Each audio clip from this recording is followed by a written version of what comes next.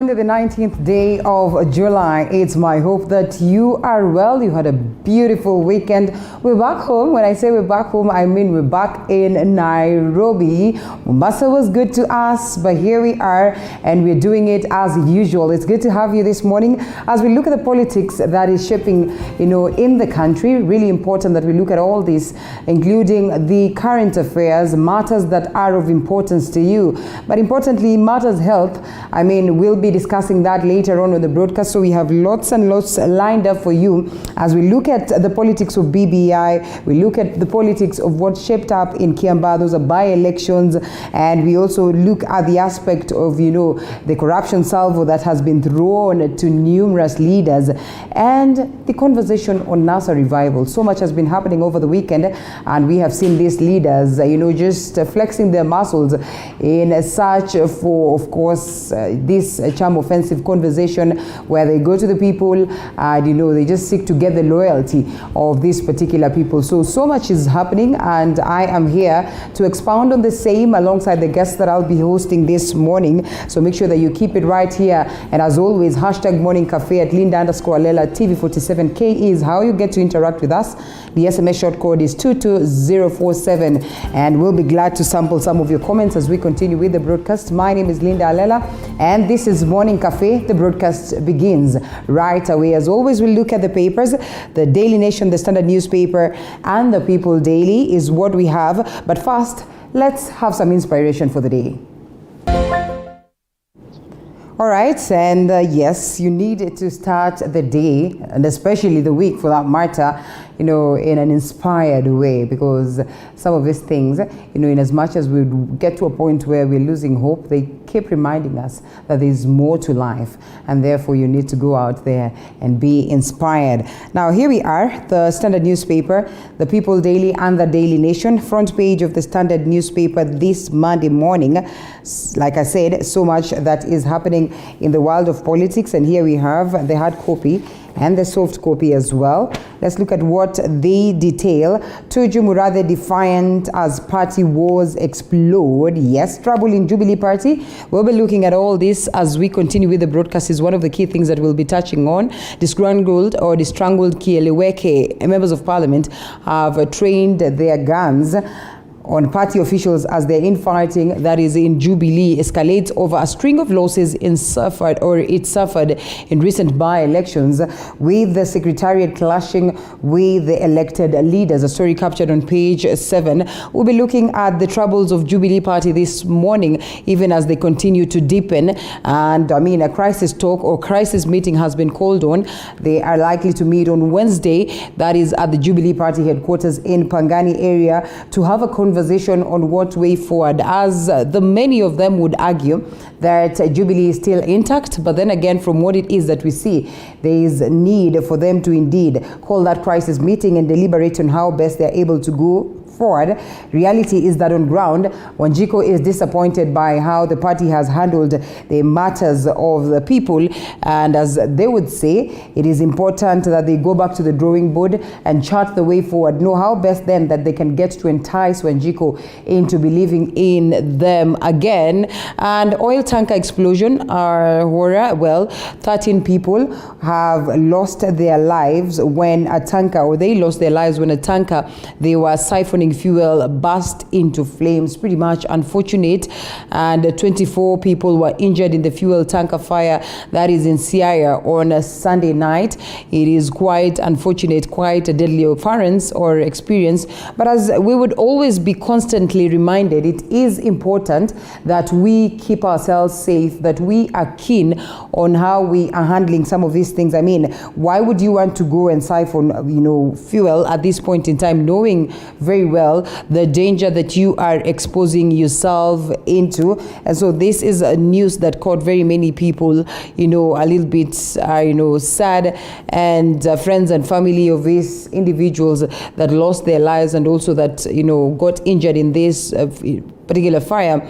Of course, just coming out to condemn what really played out, in as much as it is quite a sad moment or state of affairs. That is a story that has been captured also on the Daily Nation. We'll be looking at it later on as we continue with the broadcast. And a different one, Speaker now fires back at Chief Justice.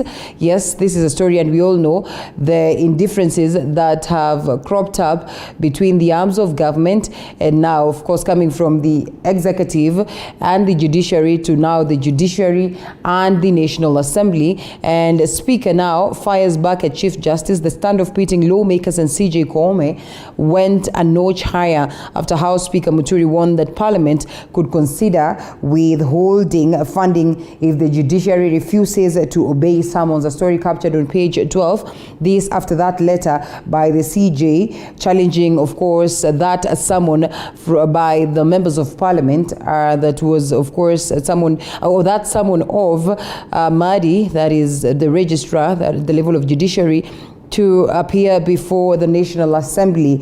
And that is a story captured on page 12. Is a conversation that is still going on. We seek to understand what could have informed that decision by the CJ and what then this would mean in terms of what it is that the Speaker speaks of, that if they are not to abide by the summons, then funding will be withheld.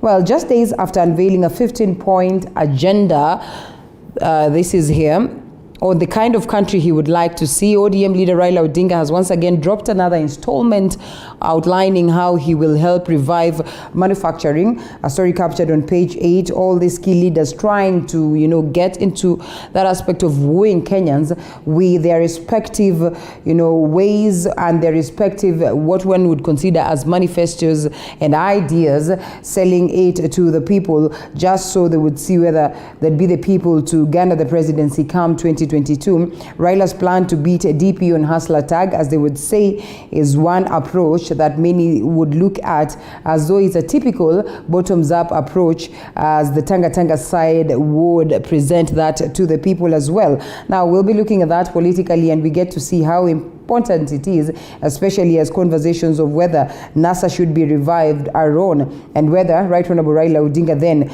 would be the flag bearer. So we'll be having that conversation as we continue with the broadcast. How universal healthcare plan hit the rocks.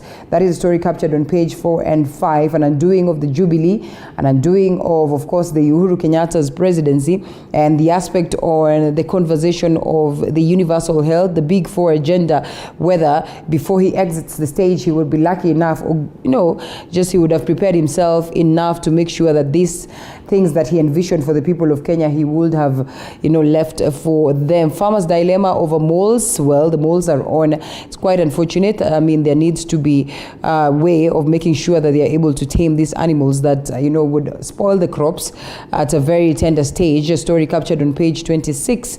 And insurers warning over NHIF, a story captured on page 27. Conversations on how NHIF is coming in handy are still on, even as Kenyans are a bit skeptical of how this, insurer is working out things.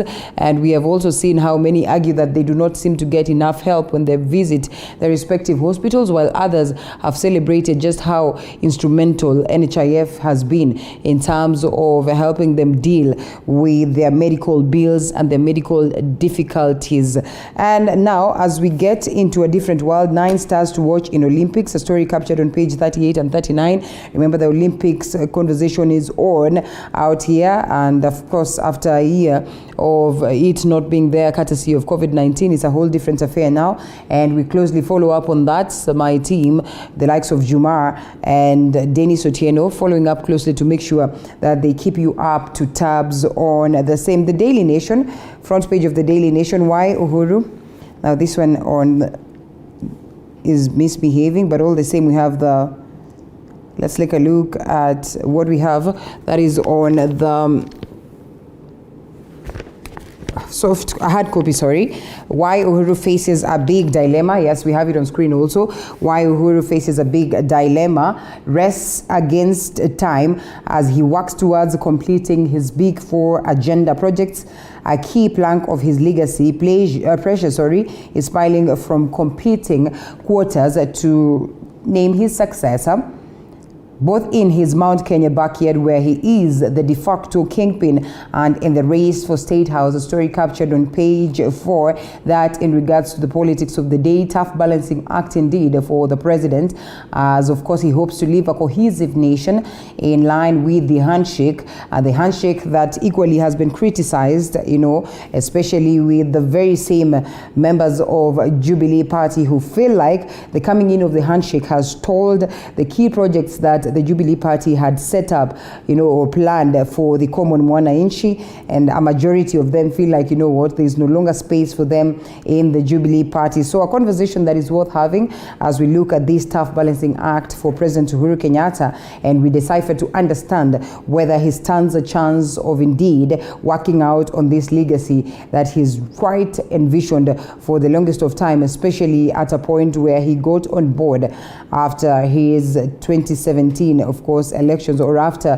his 2017 win. Now, horror in the night, 13 killed in Tanga tragedy. We've also touched on that, a story captured on page 8 and 9. In total disregard of COVID-19 containment measures and the 7 p.m. to 4 a.m. curfew. Well, these residents, women and children included, trooped to accident scene in droves with the hopes of striking in rich. That is a story that is quite unfortunate, but then again, it is just how I would say we are, of course, trying to go against the laws, but then again, maybe paints a huge picture of the tough times that Kenyans are going through, and therefore would take any moment, or would try their level best, to capture any moment that would allow them to get an extra coin. Now, teacher interviews start as a TAC will employ 9,000 of the 350,000 shortlisted candidates by September. That is a story captured on the back page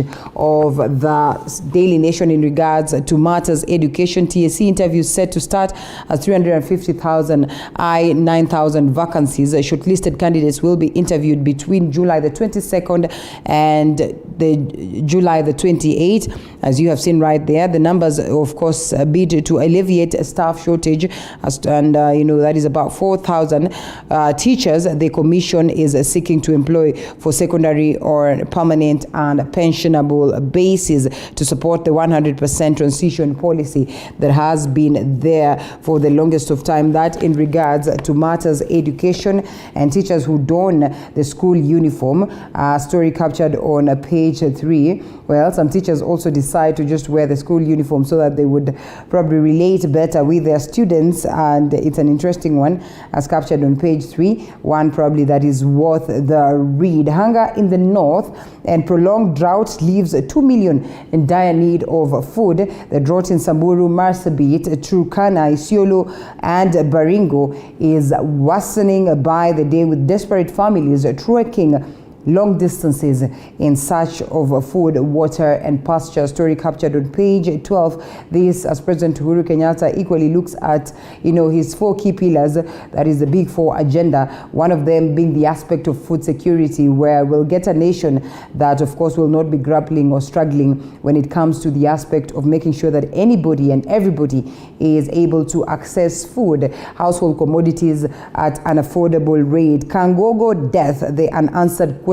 Numerous questions arise as to this aspect, or this report that Kangogo murdered herself in her home area. A story captured on page 7. A majority of people who would be considered as security experts are just trying to look in depth, or to have an in-depth look as to the occurrence of the same, just to try and see whether indeed there could be some truth in this report that was received as to the death of Kangogo. Now, youth should often walk out of its enslaving virtual world, and the conversation on Mudavadi, who has toured the Mount Kenya region just to see to it that he's able to entice them, maybe to see whether they'd be out there to vote for him come 2022. So that is also one of the key things that has been captured on the papers in regards to politics. The People Daily here. Village loses 13 in Tanka tragedy. Quite unfortunate. We have touched on that. Jubilee Kiambaa fallout intensifies, and a newly elected member of parliament, Kiambaa constituency in Njuguna Wanjiko, reacts to his supporters out there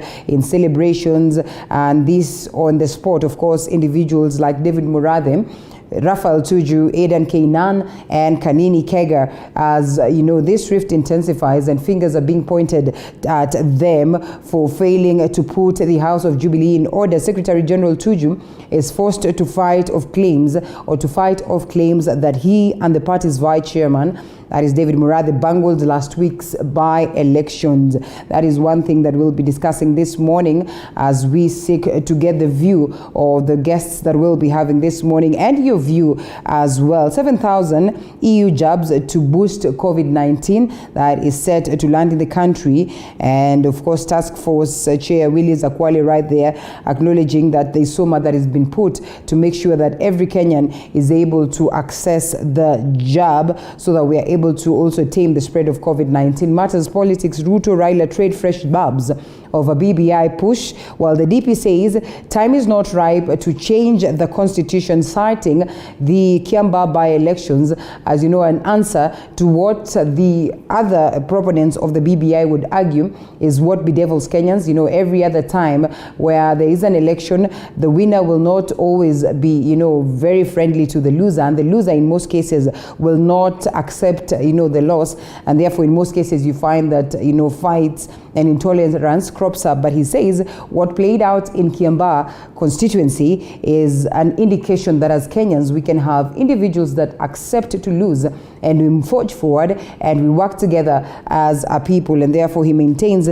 that there's no point of going out there to hold a referendum, while Right Honorable Raila Odinga, on the other hand, says he wants to maintain the status quo because he is reaping, this is what the DP said, that he is reaping out of it. But then he says it's important that we have these constitutional amendments because they are necessary in terms of making changes, and for that matter, tangible changes in the nation or in the country, just so we can forge forward. Those are the key stories as have been captured on the People Daily, the Standard newspaper, and the Daily Nation. And also we have so much that has been prepared by my team in the world of news, and we'll be looking at that as we continue with the broadcast. And also briefly, just let's see whether there's something to look at that is on the roads. Let's see whether there's anything that is happening on the roads. Yes, on the Google Maps right here in Nairobi. Really important, especially at this point when it's a Monday morning and normally there is so much that is playing out. Let's see whether we're able to get a hold of what is happening in Nairobi. And as we try to open this, remember, it's also important that you can as well interact with us. Tell us what is happening wherever it is that you are, if you're watching us and you are on the road, so that we are able to enlighten ourselves and tell us what directions to take and what not to. Now, here we are trying to get a hold of that. Sawam, we'll fix that as we continue with the broadcast. But first, let's look at what my team has prepared. And 13 people have died while siphoning fuel after a petrol tanker overturned and exploded in Malanga area on the Kisumu-Busia highway. That is Saturday night. It is alleged that the crash happened as the driver tried to avoid head-on collision with another lorry, losing control of the vehicle.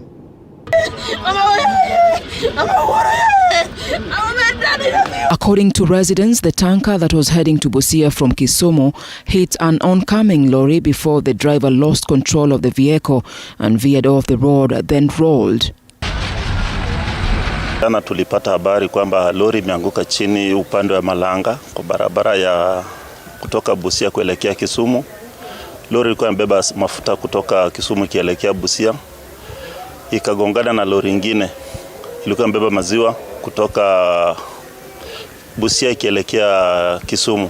Residents had rushed to the scene with jerrycans to siphon off the fuel from the overturned tanker when it exploded. Eyewitnesses say that the first group of locals that arrived at the scene were able to successfully siphon fuel that was gushing from the tanker, but the second group wasn't so lucky.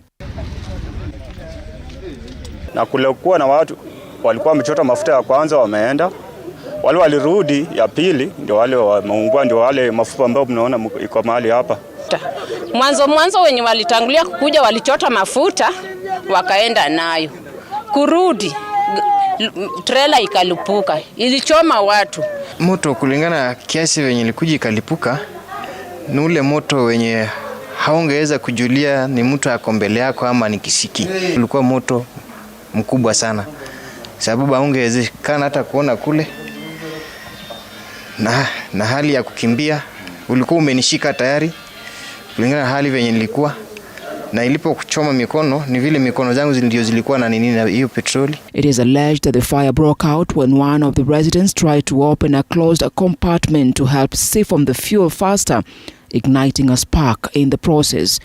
In the absence of firefighters, the onlookers were unable to save the victims from the ravaging inferno. The witnesses watched helplessly as men, women and children burned to ashes in the deadly fire. Hatungeweza kujaribu kuwaokoa juu kulikuwa na mlipuko kubwa. Hiyo moto ilikuwa mingi venye hatungeweza kufikia wenye walikuwa wanaungua hapo. Sasa tulikuwa tu kwa umbali kidogo. Moto ilikuwa kubwa sana, hatungeweza kufika karibu. OCPD Moses Chacha say that it took the Busia Fire Brigade 3 hours to put out the fire after the Siaya Brigade failed due to lack of equipment. The 26 victims who survived the inferno are nursing injuries at the Yala sub-county and the Siaya County referral hospitals. Na watu 5 wamekuwa admitted at Yala sub-county hospital na watu 19 wamekuwa referred kwenda Siaya referral hospital. Well, the government has been urged to step in and root out cartels out to reap from forest reserves. This as environmental enthusiasts expressed fear for their lives, saying they are alarmed at the rate at which conservationists are threatened, harassed and killed in the country as the perpetrators continue to walk scot-free. Now, the recent killing being of Joanna Strandberry on Friday, as Willie Dennis Jiru reports. The killing of the Kenyan conservationist Joanna Strandberry 2 days ago has sparked outcry among environmentalists. Speaking today in Sabor, Baringo County during the award ceremony of the 32nd Rhino Charge Mission, the chair of the Kenya Forest Service, Peter Kenywa, condemned the killings, citing environment protection was key, noting that Strandberry's murder is a setback and will jeopardize efforts gained towards protecting the forest cover. At the same time, I'd also like us all to recognize our environmentalists such as Joanna Strandberry, who was murdered senselessly a couple of days ago. Joanna and Kenya Forest Service, we worked tirelessly to try and look after the Kiambu forest, and I think that it is wrong in this day and age that someone like that is targeted. Principal Secretary, State Department for Wildlife Fred Segor and Baringo Senator Gideon Moi said that environment conservation was key to ensuring the future generation has a better place to live in. In this year's event, a total of 140 million shillings was realized and will be donated as charity in fencing of the game parks in the country. Because what you're doing, the most important thing for us is that you're not doing it for yourselves, but you're doing it for the next generation, which is going to come. Conserving so that they too, the generation which will come, can see and feel what we have seen. And they too, by inculcating the wonders of conservation, they do it too for the generations that will come. The country is still grappling with its 2030 target of 10% forest cover. As Rhino Work are committed to helping communities together with Kenya Forest Service as we try and look after the kind of landscapes that we need in this country if we are to mitigate climate change. For TV47, I'm Willie Dennis Njiru.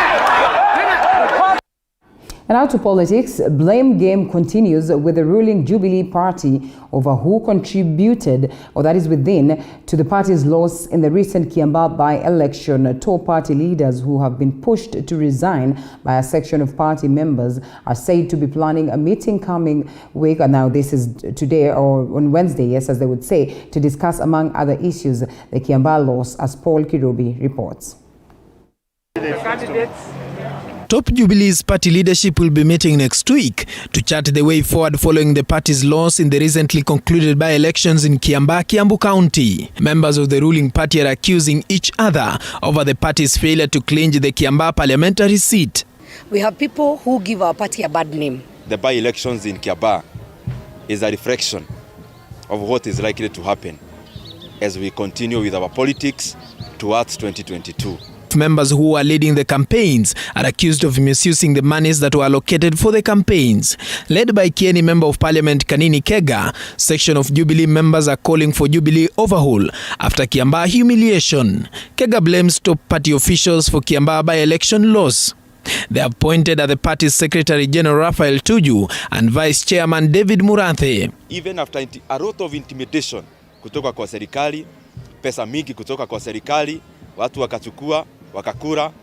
Then when it comes to go looking for votes, you didn't see them on the ground. And I think that's the only challenge you are having.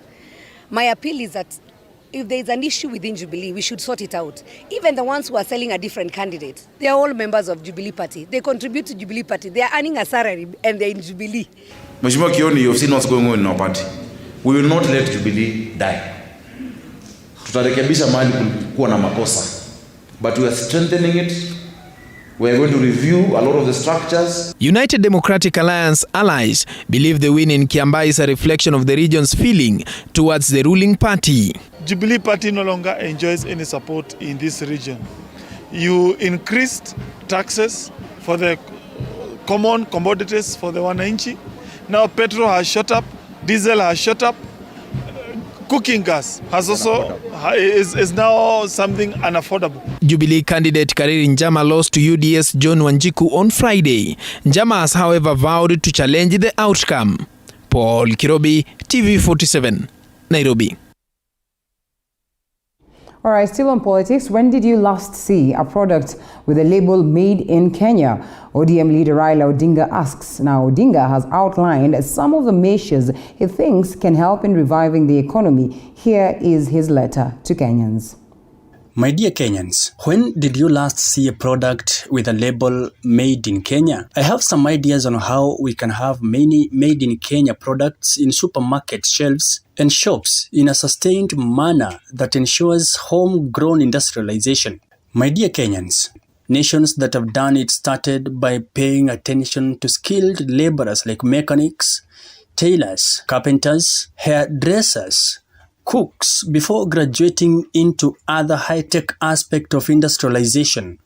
Every 2 years since the 1950s, young people with exceptional skills have gathered in some city in some part of the world for World Skills Competition, otherwise known as Skills Olympics.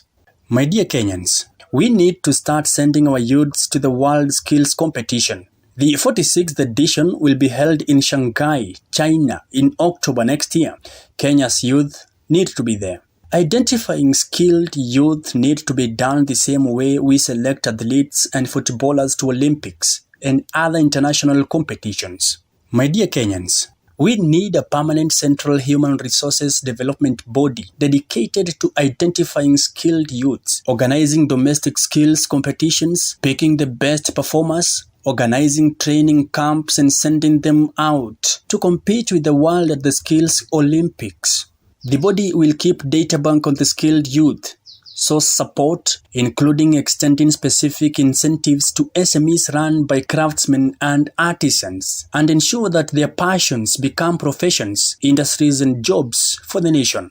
My dear Kenyans, we need clear parallel education paths. Those who wish to proceed to university after high school should be allowed to do so. Those who want to proceed to vocational training should also be encouraged to do so. More importantly, we need a concerted campaign against the societal mindset that takes a dim view of skilled manual workers.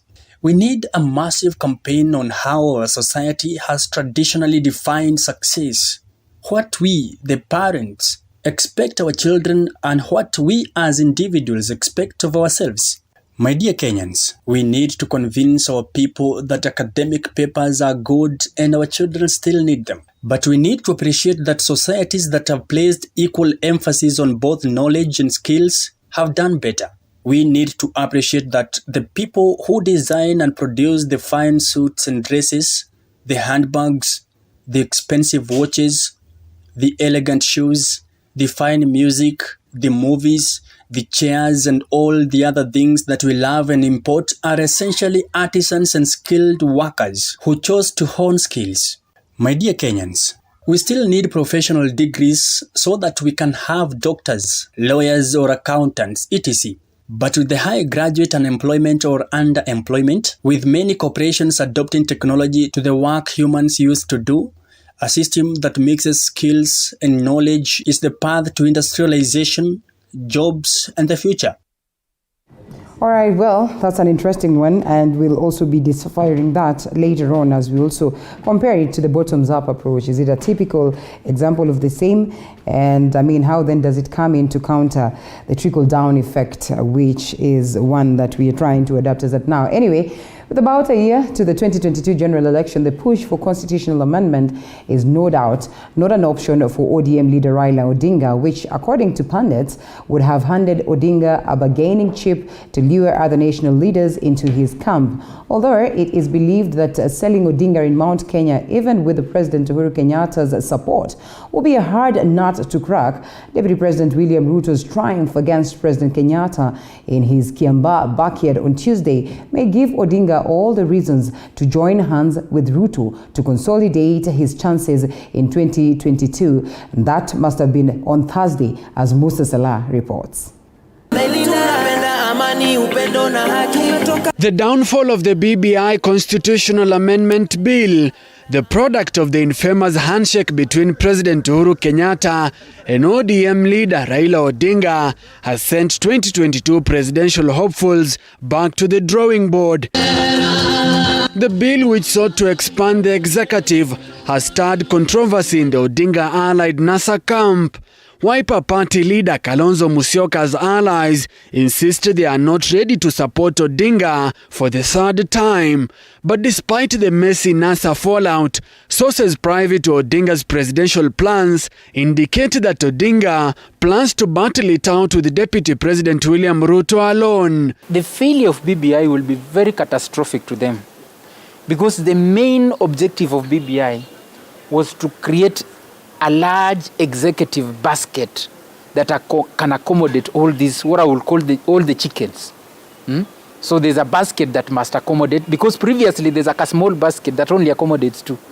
And now we have, because as per the BBI lineup, we have Raila Odinga, the Right Honorable, we have Musalia Mudavadi, Kalonzo Musyoka, Moses Wetangula, and Gideon Moi that have been pulled into one. As of this moment, there's no space for all of them. And that's why BBI must pass to create space for them. Because if BBI does not go through, it's catastrophic. There's no space for them. And as per the current dispensation, at the end of the day, the failure of BBI will scatter them. And scattering will just be another headache for everyone. Everyone will have to go back onto the drawing table. Tukakuja tukasaidia Raila mara mbili, tukaanguka naye mara mbili. Safari hii tumesema hakuna mtu tunasaidia. Tumeamua hakuna mtu tunasaidia, afadhali tuanguke sasa peke yetu. Tumesema hivyo, afadhali sasa kama jamii tuanguke peke yetu, lakini hakuna mtu mwingine tunasaidia. But NASA principles are mature and they came together voluntarily. If they want to break NASA and maybe make other formations, that is up to them. I really don't think Uhuru need to intervene for them to be together. But the NASA fallout is far from over. According to Amani National Congress ANC party leader Musalia Mudavadi, plans are underway to iron out issues within their NASA outfit. But pundits have ruled out the possibility of Odinga pulling out of the 2022 presidential race to support another candidate. They had a very good captain who managed, but only that they did not seize the power. And the captain which leads the team to a win cannot be changed when the league is still on. So I believe they have to give Raila a chance with changed circumstances now to win and seize the presidency, and then now they can argue about Raila supporting one of them for the same. But Raila cannot cede what he does not own and what he does not have. Raila Odinga will always be on the ballot as long as Raila Odinga is still alive. Unless and until he's proclaiming a someone Tosha. But based on the Kibaki Tosha experience, there's a possibility that unless Raila is guaranteed a substantive stake in the next government, Raila Odinga will be on the ballot. As of this moment, Raila Odinga has never and doesn't seem like someone who is willing to pass the baton to someone else. With Odinga's reluctance to hand over the baton to one of his NASA core principals, Musyoka, Mudavadi and their Ford Kenya counterpart Moses Wetangula have been left stranded, leaving them with no option but to join the race on a new alliance to their name. But that too could prove difficult for the three NASA core principals. NASA is the past. NASA is history. It is the past. Let us now move forward. Let us move forward. Let us build new partnerships. Yeah, One Kenya Alliance. Tumeanzisha hiyo na ndani yake iko na kinara wetu Kalonzo Musyoka, iko na Gideon Moi wa KANU, iko na Moses Wetangula Ford Kenya na iko na Musalia Mudavadi. Na tunauliza pia Raila akuje huko ndani. Yeah? Pia Raila akuje huko ndani. Ndio sasa tupingane na hii mtu anajiita Asla. Yeah? Because hii mtu anajiita Asla. We need that force. At the moment there are only two. There are only two presidential mobilizers, two national mobilizers. People who have the energy, people who have the motivation, who have the drive and who have the resources. Those two people are the Right Honorable Raila Odinga and the Honorable William Samoei Ruto, the Deputy President. Those are the only people. So any formation without those two people is meant to take nobody, cannot take you anywhere. With the One Kenya Alliance leaders out of his options, Odinga risks banking on President Kenyatta to deliver on the Mount Kenya region votes to clinch the top seat against Oka and Deputy President William Ruto. But Ruto's UDA win in President Uhuru Kenyatta's Kiambu backyard on Tuesday may get Odinga checking his cards to face Ruto alone next year. If I was Odinga, I would pick Ruto and will win the presidency. Because Ruto will split the Mount Kenya vote that has always been a menace for him since time immemorial. Ruto will bring him majority of the votes in Rift Valley. Ruto has made a bit of inroads in Western and Coast. Coast actually at the moment is split between Odinga and Ruto. Western is Odinga and Ruto. So at the end of the day, if these two come together, that's a guaranteed shot. Political observers argue that the recent Kiambaa by-election is a wake-up call to Ruto, who will need 100% support from the Mount Kenya region to clinch the top seat. And Kiambaa was just a lesson and a picture on what is happening in the country. There are many problems. So when people come with money and buy in votes, that doesn't mean that they are popular. Jubilee Party no longer enjoys any support in this region. However, pundits argue that a Raila-Ruto coalition would be nearly impossible, citing a repetition of the Kenyatta-Ruto fallout once the two get into State House next year. But now, because of course there are other dynamics, and now these ones are what we call fahali wawili hawakai zizi moja. Everyone is as powerful, considers themselves as powerful as the other. Every one of them is politically as arrogant as the other. So it's like none of them is willing to listen or talk with each other. He's talking to many people, and I cannot be privy to all of them. But that day, it can be predicted by people who are experienced like me. So I don't predict it, and I cannot foresee it happening in the near future, maybe after the elections. Hawakuji pamoja ati kwa sababu wako na philosophy siko karibu. Wanakuja pamoja kwa convenience. Ndipo wapate kiti washinde. Na sasa wakipitia hiyo mlengo, hata wakija pamoja, utakuta after 1 year ya kuunda serikali, the personality differences, tofauti zile za binafsi zinaacha kutokea. As politicians warm up to the season of alliances, opposition leader Raila Odinga's options remain open, but whether or not he is likely to join Ruto's camp still remains a political mirage. Musa Salah, TV 47. Well, that story by Musa Salah, probably the best peseita of the conversation this morning. But even before we get to that, allow me to first introduce my guest this morning, and then we delve deep into the conversation. But first, we look at the papers because they are equally other stories that are of great importance and would require our attention or the attention of the guest this morning so that we can forge forward or we can proceed to discuss the politics of the day, which is technically what shapes the conversation here. Betty Adera, you know, sometimes I play mean. I tend to forget. It's not like I have the papers, all the papers to myself. Yeah? And yes, we have Betty Adera. That was a polite introduction. National Chair, Kanu Women Congress. Good to have you this morning. Thank you. And the gentlemen have decided that they're going to join us virtually. We were expecting to get a hold of Dr. Eseli Simiyu, but before that, we already have Honorable David Olesankok, nominated Member of Parliament, already on standby, joining us virtually so that we can get into the discussion. I know they are an excited lot, evidently, because of the politics of the day. So much is happening, and it appears that there's so much goodies that is in store for these leaders. But even as the goodies are there, there's going to be some hard work that will be needed to make sure that they get to enjoy this. So, ladies and gentlemen, before we get into discussing the politics of the day, the key things that I'd love for us to touch on, that is the NASA revival, if there's going to be any, Kiambaa aftermath, definitely we do not fail to discuss that. Well, the conversation on matters BBI and this aspect that the key presidential contenders would want to say for now would probably be offering to the people of Kenya in terms of the bottoms-up approach and what it is that Right Honorable Raila Odinga is presented to the Kenyans in as much as he's not declared his interest just yet. So we have the Daily Nation, we have the Standard newspaper, and the People Daily. Front page of the Standard newspaper speaks of the Jubilee troubles that, of course, Honorable Sankok would be able to expound on, you know, well, so that we get to understand what way Jubilee. But even before we get to that, I think we leave it at that, because then that's one of the key things that we'll be looking at.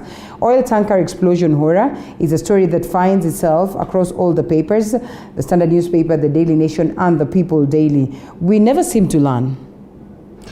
We never seem to learn. And first of all, my most sincere condolences to the families of those who lost their loved ones in this tragedy, and wishing those in various hospitals a quick recovery. 2 weeks ago, along the Nairobi-Naivasha road, there was a whole lorry that fell, like fell off, and it was full of cabbages and sukuma wiki, and people were just passing them by. No one is even, going to pick, a sukuma wiki. The irony there, yes. And that's food right there. I mean, if that's anything, anything to go by. But when we remember our stories at Sachangwan, yes, we remember the story at Sidindi, which is not too far off from where this happened. Particular, tragedy has happened. So for me, I just say that one, we need continuous education, to our people that look, some of these things you get for free can actually lead you to your grave. And people just need to always be reminded. I had the local member of parliament also decrying the state of the road in that particular stretch in terms of signage. There's no sign to warn drivers that there's a sharp bend, or anything, because it was an accident that happened in the first place. Yeah. Then, people came in. But Linda, this to me draws to a much deeper issue of poverty. And even if you look at South Africa, what's happening? Why are people running into stores, to grab things for free? It's like in that atmosphere of chaos. People want to get in and just grab what it is, they can. And it really speaks to issues around inequality. It speaks to issues around poverty. It speaks to the urgent need of the stomach every time. The stomach needs to be filled now. And you're seeing a tanker right there. And if you tell yourself, if you grab a jerrycan, of that oil, you have maybe 2-3K, like on the spot. And that is sort of like what's motivating that. And going by the stories of the witnesses there, they said that there was a first round of people who came, chotad and left. Yes. Then, they came back, and word was now spreading in the village that, hey, there's an animal right there that we need to go and, slice a piece of. Yes. And that is actually what happened. People need to be educated on just what petrol is in the first place. And that if you see anywhere where there's leaking petrol, that is one place you want to run away from, not run towards. But I'm thinking these incidents, coupled with several others that we have seen in the past, should get us speaking amongst ourselves and also speaking with our leaders insofar as how do we lift our people, out of poverty, how do we sustain their capabilities of earning daily meaningful, wages to support themselves and to support their families. True to say. Honorable Sankor, we've lost lives on this one, and some of them will land into 100% deformity, for the rest of time. And still, if we are to hear that there is another oil tanker that is somewhere in Nairobi or any part, you'll still see people going there. Just how dire is the situation when we speak about, just Kenyans earning or working and living, because that technically is what pushes them to take that direction, very dangerous step. But then again, they can always count and bank on luck that they come out of that place unscathed.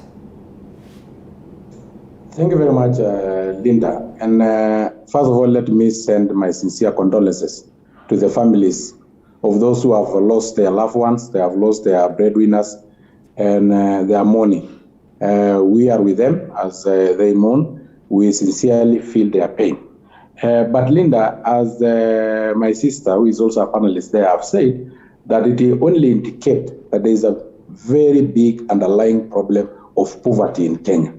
Because it is not the wish of somebody to risk their life if there was no that massive kind of poverty. Linda, let me give you an example. How much do they siphon from the petrol tanker? Probably 20 liters of dirty petroleum, which will be sold partly for 1,000.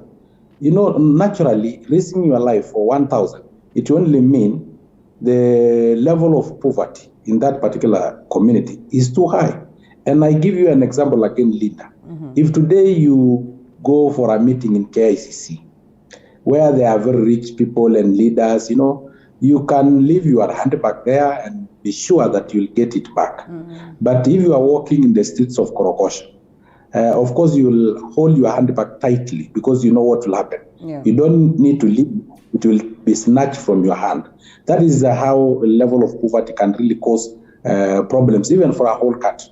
That is why for us, as the Hustler Nation, we are saying we want a bottom-up approach. We need to square out. Tunataka kupanga wale walio pale chini. Kwa sababu wale matajiri watajipanga.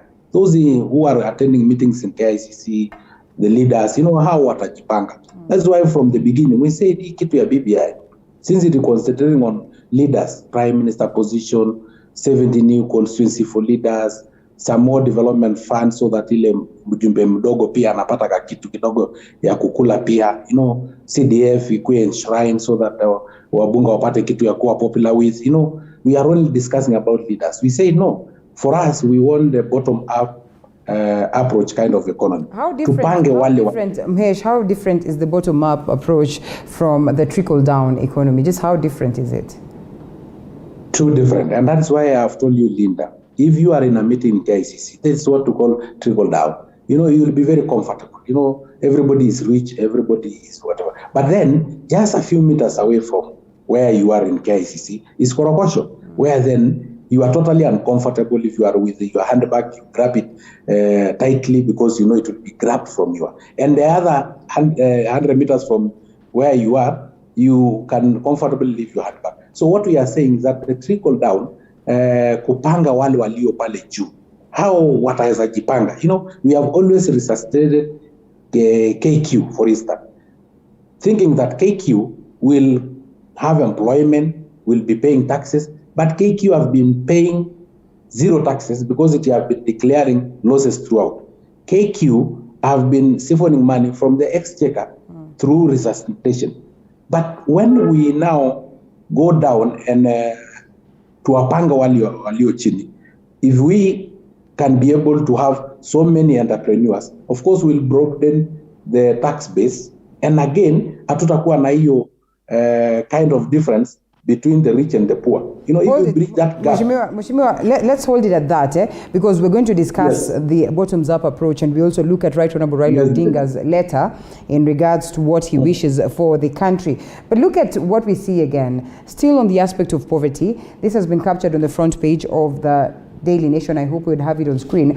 Hunger in the north and a prolonged drought has been witnessed or leaves millions in dire need of food. We are talking about Samburu, Marsabit, Turkana, Isiolo, and Baringo. The situation is worsening, with desperate families trekking long distance in search of food, water, and pasture. Your party leader's home is mentioned here. Yes, my party leader is the senator of Baringo County. Does it then justify what Honorable Sankok says, that, you know, when they're up there, them they enjoy, they do not tend to... No. All right. No. Senator Gideon Moi is not the only senator up north. Yeah, that's true. And we have known historically the issues that have, have affected our Kenyan communities in the arid and semi-arid areas. Yeah. And recall that just before COVID, remember there was the locust, infestation, and any slight vegetation that was left of these communities, was gone. And before that was resolved, then COVID came and hit. Didn't just hit that area, but hit, the whole world. And these are areas where, one, devolution should work. And in other areas, devolution is actually working. ASAL regions in Kenya needed a completely different approach from the other areas, just because of the cultural, socio-cultural context of the communities, who live there, and all these other factors that have historically sort of made them to lag behind. You see my point? Yeah. Now, a governor in those particular areas has resources, just as governors in other areas. So question is, to what extent are they doing that?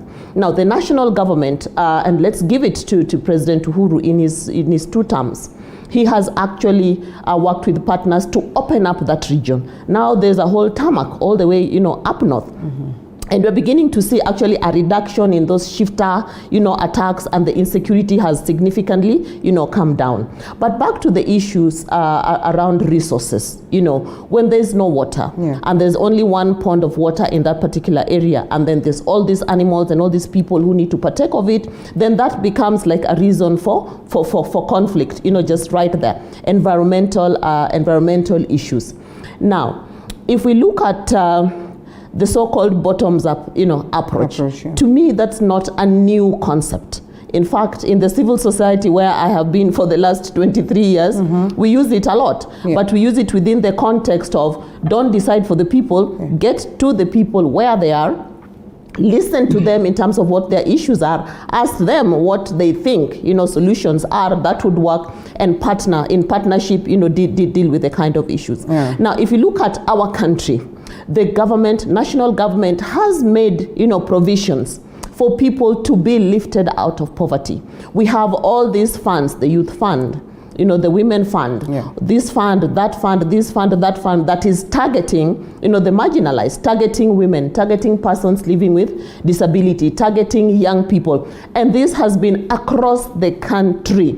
Question is, what are we not getting right for these particular communities? Why are the young people there not tapping into these opportunities that are there? Because that looks like bottoms up to me. So my point is, bottom up is not a new concept, if you allow me to say that. However, we need to go deeper and work harder to ensure that we are lifting everybody, all Kenyans, regardless really of where they are, to come up. The issues affecting the marginal, the ASAL regions are extremely unique, and the leaders of those communities need to go back, to their constituency and constituency base, and just have conversations and figure out what is it that the CDF, that every member of parliament there, can lift his or her own people, out of that poverty. All right. Well, Mahesh, you have heard that and well articulated, a couple of issues raised right there. And the reality is that in this time and age, we probably would not be expecting to have areas where, you know, people are still struggling with the aspect of drought. And, you know, not just drought, but, you know, it becomes a point where many of them are left without food. Probably they, as they will always say, most of the Kenyans will survive, you know, with less than $1 in a day. It's quite unfortunate, yet we have a leadership in Parliament, we have a leadership, you know, elected leaders that speak for these people. First of all, Linda, let me start by sympathizing with my colleague there. I heard that she's represented by one of the silent senators in the history of Kenya. He's actually a Bubu in the National Assembly. But does he rarely speaks outside? No. You know, as a member of Parliament, my workstation is Parliament, and I earn through speaking. I earn through representing people. You know, a member of Parliament or a member of Senate, sole mandate is representation, oversight, budgeting, and legislative. Is it so for the senators? All of these are done. I'll respond. All of these are done in Parliament, in the Senate. So if he's not doing those ones in the Senate, he's the most corrupt character in Kenya because he's earning without working. Okay. Because Linda, you cannot be earning and you are not in the station. You are not in TV 47. You know, you are a news anchor. You cannot be saying that you are doing something else and you are not doing what you are being paid for. Anyway, that is not the issue. The issue is the issue of the semi-arid and arid region, which are now facing a lot of poverty. Because I can say poverty, it's not drought. Because all these issues revolve around Session number 10 of 1965. That marginalized the whole 80% landmass of Kenya, which is under the hands of pastoralists. You know, at that time, Session paper number 10 of 1965, Linda, if I may just say kidogo, is a paper that describes where we should invest our resources. Our resources should be invested in high potential areas. And those in the leadership at that time knew that high potential, because of their cultural upbringing, that high potential is agriculture. They never knew that livestock can be high potential. They never knew even the land itself with all underground resources can be high potential. The wind power in Loyangalan is high potential. The geothermal electric power in Narok, Suswa, is high potential. They never knew that. So they concentrate so much on agricultural land as high potential. That's why there is a lot of development in central Kenya and some pockets of western where there is high rainfall, where there was agriculture.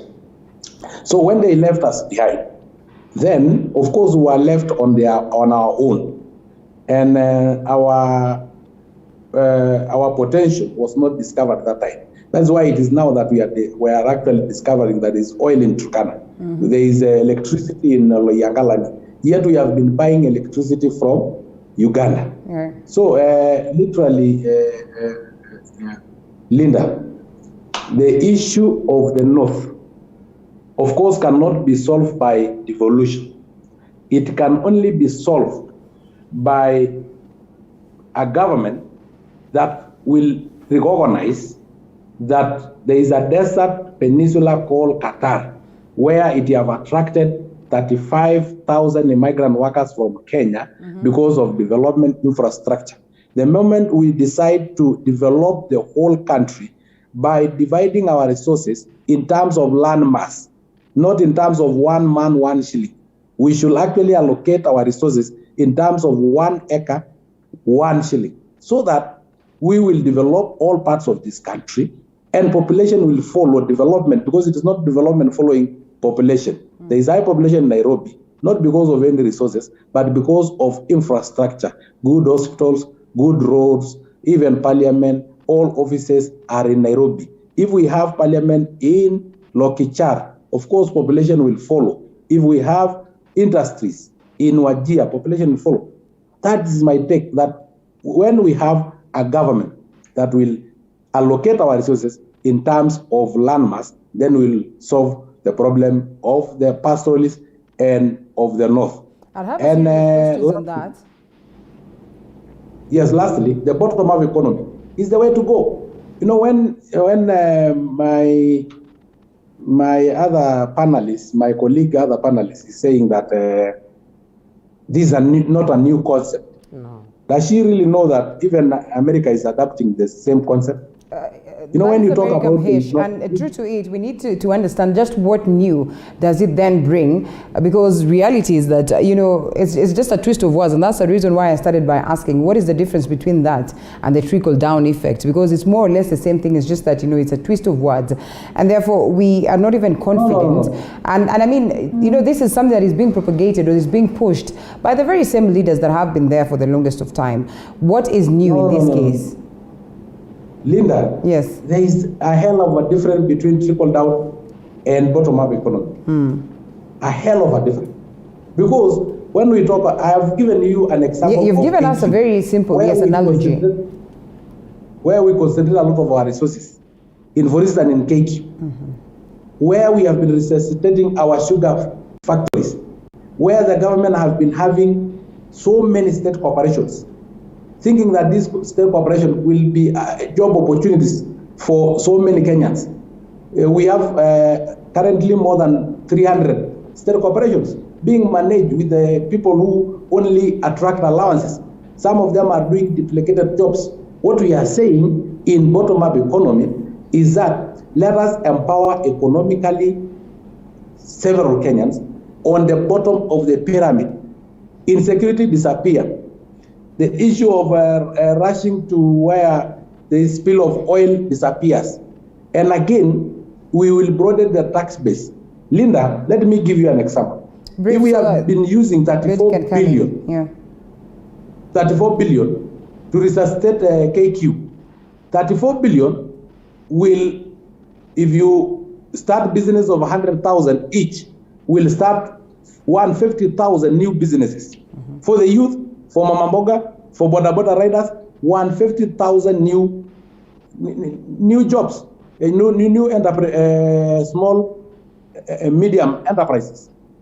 150,000 new enterprises will be paying more taxes than what KQ will pay in 100 years. That is what we are simply saying, that we need to uplift the life of those who are at the bottom of the pyramid. We have never had structures that really target them.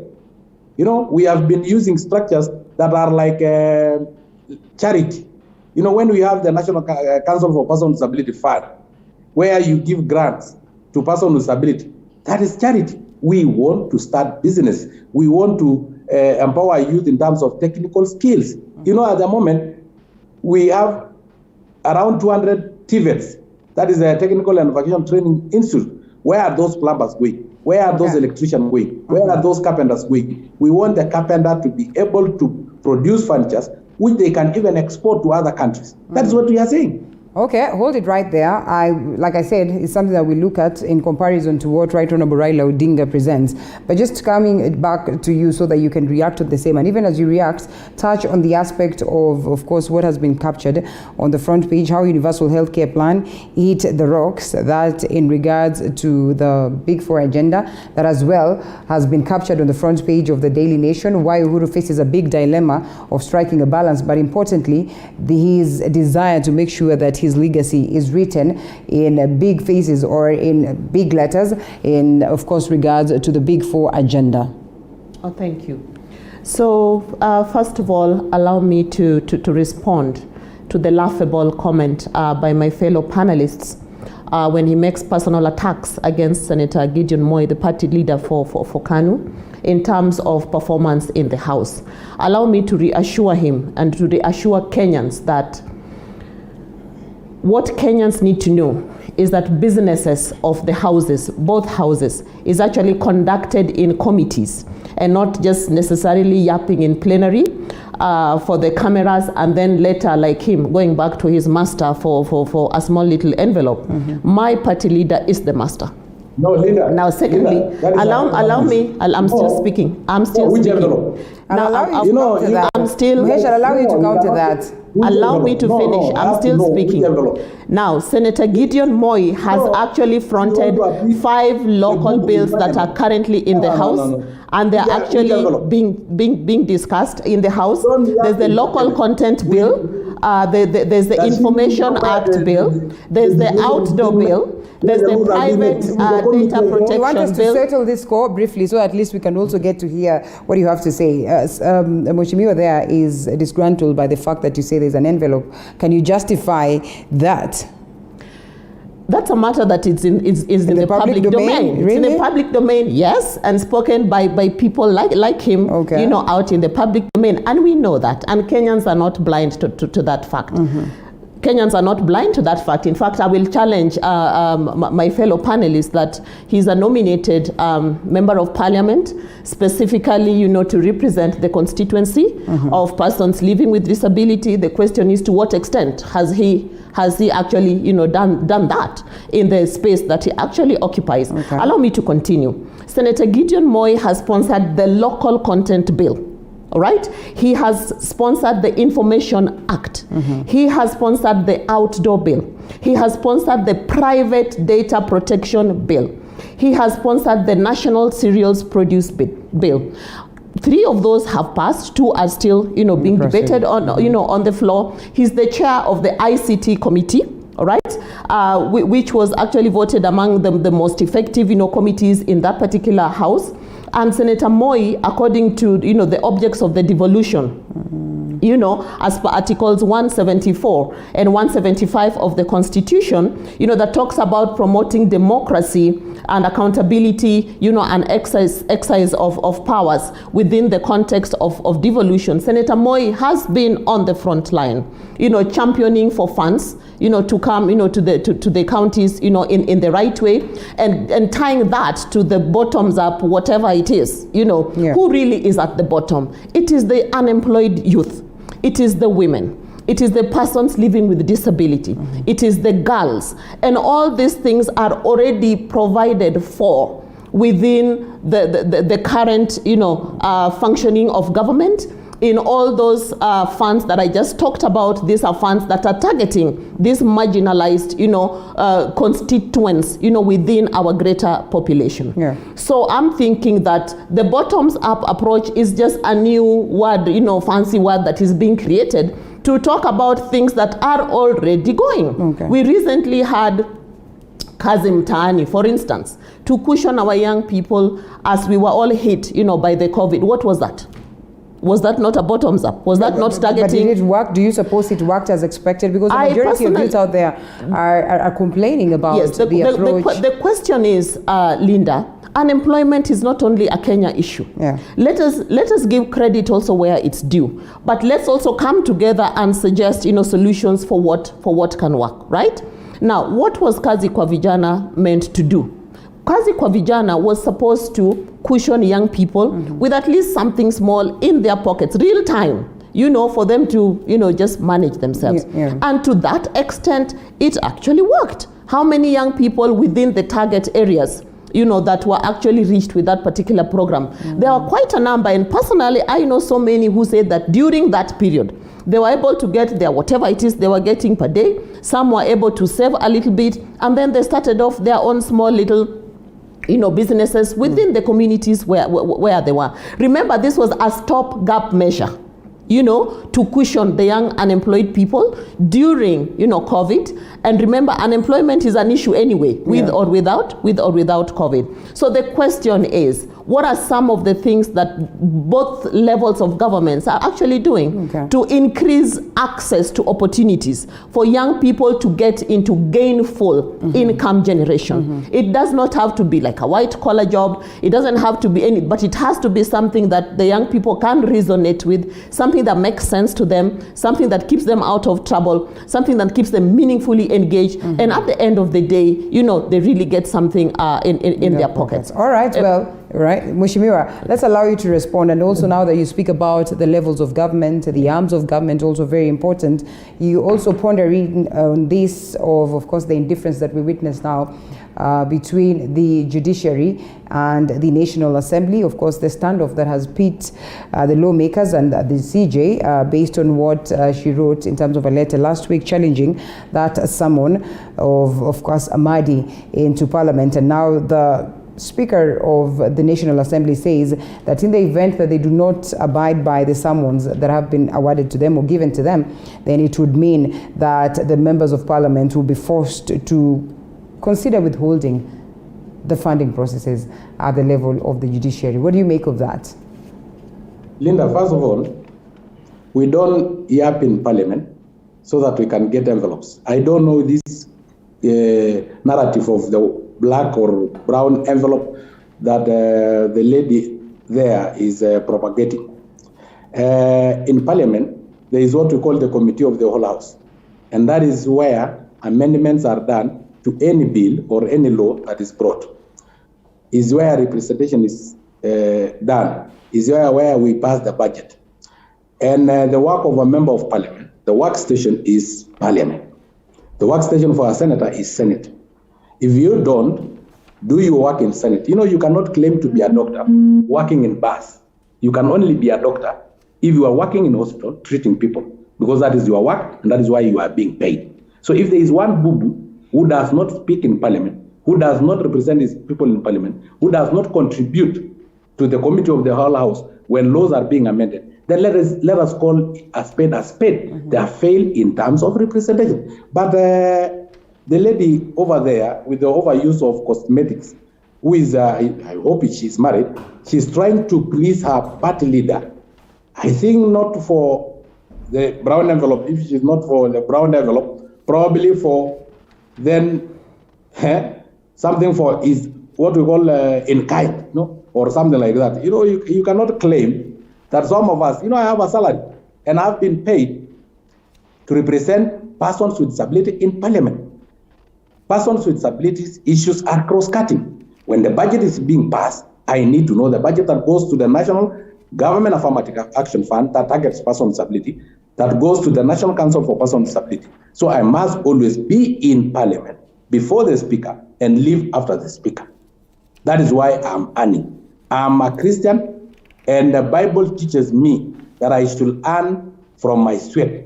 My sweat as a member of Parliament should be inside Parliament. Mm-hmm. Not wale wanasema they are very popular on the ground. But do you agree somehow, like what she says, what has been perpetuated out here? You could be a Christian and therefore you are not amongst the few who are enjoying this, but there are a couple of others who are enjoying the same in Parliament? I don't know, and to me, there is no member of Parliament earning close to 1 million that will go for a brown envelope. I have heard of issues of 100,000, 20,000. How do you earn 1 million and go for 10,000 yuan? Let us just be genuine. Perception out there is not a very good perception, and it is us as leaders to set the perception straight. When I said the issue of Gideon Moi, it is not me who ranked him as number last, who does not speak in Parliament, who does not contribute in motions in Parliament, who does not attend parliamentary proceedings. The committees are also within the precinct of Parliament. There is a lot that happen in the committees, and we have seen that the media take coverage of those committees. What is have been taken coverage of that boo-boo in Parliament? He actually thinks that he can be the president simply because he was the son of our president.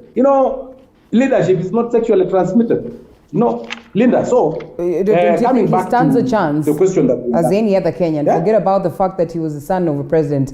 He is a Kenyan. Everybody have a chance, not on the basis of where you are born from, not on the basis of who you are. We elected Uhuru Kenyatta not because he was a former son of a president. No, because we knew. Yes, but the same will apply. I would want to believe the same will apply. We knew his qualities. We knew that he's capable. But when he was a member of Parliament, he was very active member of Parliament. And he was contributing in parliamentary proceedings. He was being ranked as the best in Parliament.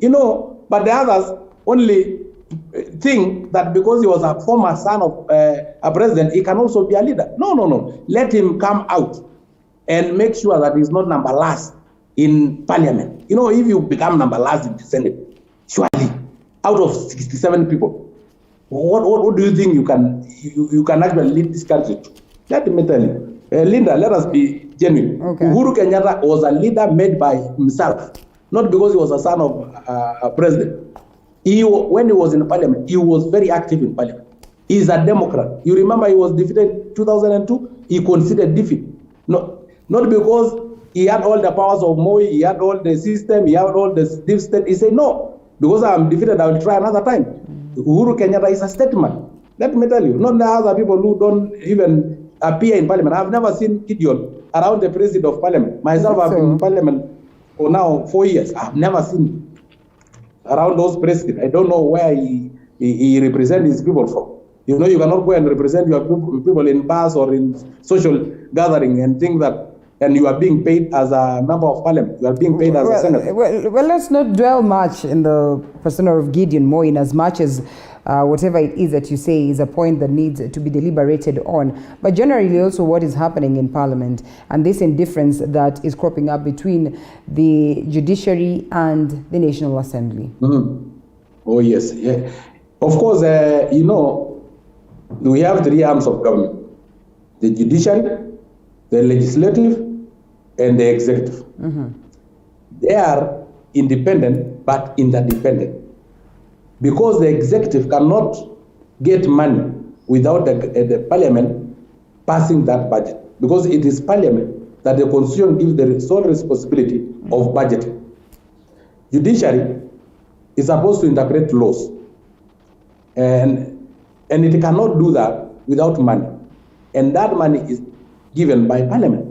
I don't know when it became independent that it does not appear in parliament, yet the Chief Justice herself, she's a family friend, and I respect her so much, but she appeared for vetting in parliament. If yes, judiciary was so independent, then I don't think she needed to appear in parliament. The other issue is that they appear in parliamentary committee, PAC, and budget committee, for them to defend their budget. Okay. I don't think if they are that independent, they should just go straight to the exchequer and get money. So I think they should understand that it is interdependent. These three arms of government are interdependent. Ministries defend their budget in parliament, and we allocate funds, and we oversight the funds that have been allocated by parliament, because the sole responsibility that is given to parliament is to do budgeting. And the moment we have allocated taxpayers' funds to any institution, we must oversight to see if there is prudent use of those funds. So judiciary is not an exception. They must appear in parliament and answer allegation of corruption and tell us how they have spent the money that we have allocated them. Failure to which, then we will not allocate more funds until we know that the funds that we have allocated have been prudently used. So it is up to them to decide. If they don't appear before us, we will not allocate funds until we are told how the funds have been used. And to any other ministry, if you don't appear before parliament, if you are the Ministry of Labor and Social Welfare, you will have to appear before the Committee of Labor and Social Welfare to defend the prudent use of the funds that have been allocated by parliament. Failure to which, we will not allocate more funds. So that is not a threat. It is something that is a constitution. We cannot allocate funds that we cannot oversight. Okay. Well, interesting. Let's now get to this conversation that we have, found ourselves going back to every time, or referring to, even as we discuss other issues that have been captured on the paper. And Mukoya Ayua, who's watching, says, Raila letter is a show of his failures when he has been a top leader, from being a Kibra member of parliament, that is somewhere in Langata, to Minister of Works, where he failed big in making sure that Kibra changed from a dilapidated slum to a modern urban city. The house is built to relocate Kiberians a few meters to Langata was overturned. Raila Odinga has failed. That's why Well, he endorses the likes of Muthiora Kariora. I know you know him, who was, of course, the running mate of Jeff Kaluyu in 2017 elections. President for the Republic of Kenya will bring a change. Well, we need a youthful leadership for that matter. And he also acknowledges that he watched Dangerous Ways to School. That is one feature, incredible feature, award-winning feature that was done by our very own Sharon Baranga. You can always go back to our social media platforms and you get a hold of that. It's quite an interesting feature to watch there. Speaks of technically what needs to be done, the different phases of life, you know, those ones that are at the bottom and those ones that are at the top, and the indifference that is evident, you know, in their lifestyle and how they are able to survive in the country. I don't know whether you've been able to see that letter, but then again, at least you have an idea of the proposals that Right Honorable Raila Odinga is fronting. A typical, also bottoms-up approach, one would say, because he says his is to make sure that there's so much strength and so much resources and so much capability that has been bestowed on the people right at the bottom, at the grassroots, so that we can all revamp our economy. Yeah. So allow me to first of all say that when Raila Amolo Odinga was MP for Kibra, we were not yet within the context of devolution. Okay. And you cannot blame Baba for all the problems, you know, that are facing all slums, you know, of this country. In as much as Kibra, you know, represents that particular socioeconomic infrastructure. And later on, when he moved to be the Prime Minister, eventually he was Prime Minister for Kenya. He was not Prime Minister for Kibra. And we can all agree and give to him what he was able to achieve with the space, you know, that he occupied at that time in terms of opening up, you know, infrastructure-wise, you know, the highways and the bypasses, you know, and all that, that eased to some extent, you know, like traffic and movement of people, you know, from one place to another. Mm-hmm. Now, when you look at what Raila is proposing, I'm beginning to think that, you know, in a cascading piecemeal, you know, approach, he's letting Kenyans into, you know, his would-be manifesto, should he finally announce, you know, that he's running for the big office. And what he was proposing, like in a document I saw over the weekend, is like, you know, buy made in Kenya. Like, when did you last see a made in Kenya anything, cup, you know, like this one? When did you last see that? And I'm thinking he's trying to say that, can we now adopt a completely different, you know, can we adopt a paradigm shift to think of ways in which we can strengthen our own, we can strengthen what is made, you know, here. And when we do that, it would mean that, you know, people will be enabled, you know, to produce things at a lowered taxation rate, you know, to enhance and motivate, especially the youth, especially the women, you know, to get in and start manufacturing things here so that we are actually buying our own. And if anything needs to come in from, you know, outside of our borders, let it, you know, attract a higher, you know, taxation rate so as to motivate, you know, local production. That actually would work. But however, it calls for a more broader, you know, conversation, looking historically also at what, you know, has happened even within the agriculture sector and all this other sector, within the sugarcane sector, you know, and all that. It would be great if we manufactured our own sugar, you know, it would be great. If we manufactured our own this, that, and the other, so that that person who's bringing it in from, you know, outside, you know, should be penalized more taxation-wise, so as to give room for the local production to actually thrive. Now, right there, what is he trying to do? He's trying to answer the unemployment question. He's trying to answer the brokenness, you know, question among our youth, among our women, of having no money. And in some cases, even if someone has something to produce, where are they going to sell it? Because there's all these, you know, cheap importations from, you know, China and all these other places. So how does a locally produced item compete, you know, with what has come in, you know, in a cheaper sense? So for me, I'm thinking that is the kind of conversations that Kenya really need to speak about. How different would you, you know, compare it or equate it, or would you view it in terms of what the bottoms-up approach is bringing? How I think, and I understand it, and of course we need to get more information in terms of his thinking in a deeper sense. Okay. But I'm thinking when you're talking about local production, you're talking about engaging people. You know, if I create a small little farm to produce this cup, it's just not one person working there. So it's also a broader way of creating, you know, employment and engagement, you know, of young people. And like what I think, you know, the other side is proposing, targeting that one individual person, you know, with the bottoms up, whatever it is, you know, that they're calling it. But this one is much broader. It's going to talk about connectedness between and among the young people themselves, between and among young people and women, and of course bringing in and respecting the space of the persons living with disability, and also making the environment enabling, you know, for them to also be manufacturers. Remember, it's one thing to be, you know, I'm just selling chips, you know, by the roadside, rather than someone who's actually manufacturing something, however small it is. All right, well, we are coming back after this short break that we'll take briefly, just so we'd get the view of Honorable Sankok on the same.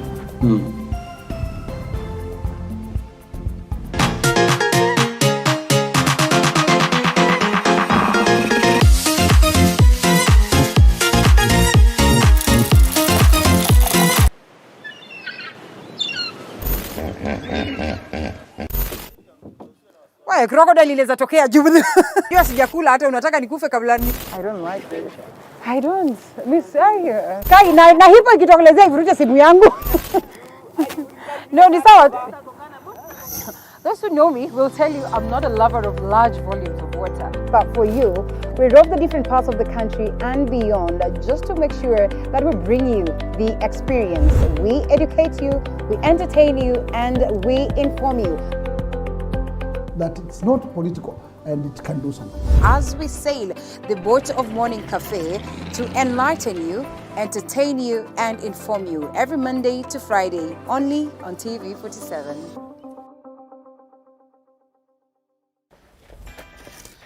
Woo. Construction can be quite a task, but how do you move from finding your piece of land, sourcing the right materials, getting the right labor force to put up your building? Or better yet, how do you source for a building that's already built? Just a small size of land can suit just a big mansion it, because you are going high. How do you ensure you get the right finishes to bring out the aesthetic value of your property and make it not only look good, but also feel good? The buyers in this area are the buyers who are able to pay cash. Well, we have it right here on The Realtor on TV 47. Where we demystify building right here in Kenya and analyze the property industry for you to take advantage when acquiring your next piece of property. Every February, we hear men joking about going to a men's conference on Valentine's Day. We laugh about it, the lucky ones end up having a decent Valentine's Day, and we move on. But what we do not know is that men actually do meet up. Men do sit down and have conversations about things that affect their day-to-day life. Let me ask. Does money make the man? Give them the gifts, shower them with everything you want to shower them with, but keep your money to yourself. I, for one, have always been curious as to what goes on in a man's mind, specifically an alpha male's mind. Adam, yule kwa Biblia anasema ni mtu wa kwanza duniani. Wewe unadhani kama angekuwa hana yale matunda, hana ile garden yake pale ya kukaa, angekuwa tu ni mdomo tu anamfuata Hawa. Oya, amini Adam. Welcome to the men's conference, where we make men alpha males. My name is Archie, the only female allowed at the conference. My name is Monica Nyashira Njogona. I am a wife and a mother of 3, and I am a crochet ambassador. This began some years ago when I could not find a white-collar job. I had done a course in IT. I looked for jobs everywhere and I could not find one. So I had a lot of time in my hands, and I had an idea to do crochet. So we have a WhatsApp group. There are about 3 WhatsApp groups. They are actually full. We've been sharing information, consulting, and just encouraging each other. But surprisingly, the challenges we've been experiencing are similar.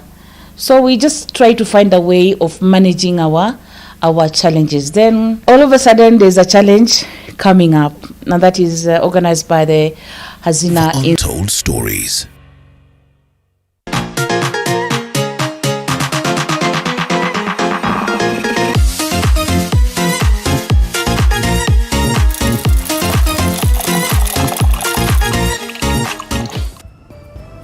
To the broadcast hashtag Morning Cafe at Linda_Alela TV47KE. Still with me, we have Betty Adair and Honorable Dr. David Ole-Sankok as we ponder on the key issues that pertain to what is making headlines. And we're on that point of just trying to compare the bottoms-up approach that has been fronted by the Hustler Nation, where Honorable Sankok sits, and also what is likely to be a counter of the same coming from the side of ODM in Raila's plan to beat DP on Hustler tag. Well, just days after unveiling about a 15-point agenda of the kind of country he would like to see, well, ODM leader Raila Odinga has once again dropped another installment outlining how he will help revive the manufacturing sector. A story captured on page 8. Does it worry you? Does it scare you? Does it get you to a point whereby you say, yeah, well, whatever it is that the Right Honorable Raila Odinga is presenting is something that, makes sense and would come in handy to address the problems of Kenyans? Honorable Sankok. Thank you very much, Linda. And I sympathize with the lady you have there. It is quite very expensive. You have sympathized with me. It has so much. All right, yes. Yes, to be a blind soccer fan, you need to appease to people. And you need even to call somebody Baba while probably your father is alive. For me, my father is alive and my mother is alive. And if I call somebody Baba, then my mother is in trouble because she will be asked several questions. But anyway, let me welcome Raila Odinga to the Hustler economic model of bottom-up. Because from all what you have written, in a nutshell, it's about bottom-up economy. We but will with better policies and well strategized, you think? Yes. With better policies and well strategized, you think? Of course, Linda. Linda, we can welcome him to think like us. But we cannot welcome him to join the Hustler movement because he's a liability. He will be a liability to us, Linda, because he's the single denominator of violence in Kenya. Okay. And it is not me saying that. It is that he has been mentioned in every spree of violence that have rocked Kenya. His name have appeared. He have been in the mix. In 1982, I was just 4 years old.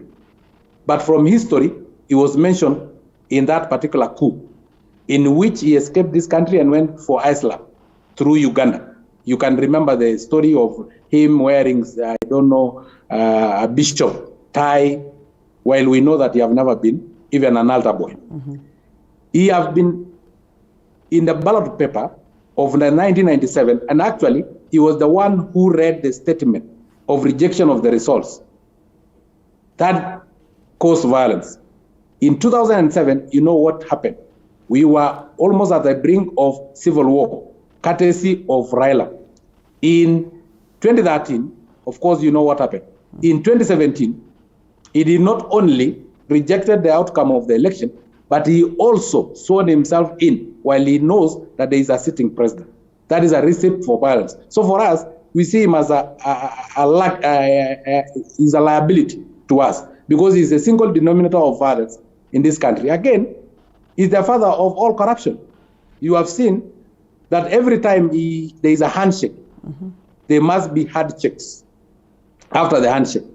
After the Kibaki infamous handshake with Raila in the year 2008, then you know the Anglo-leasing, another kind of corruption that rocked this country until a minister from his side sold our embassy in Japan.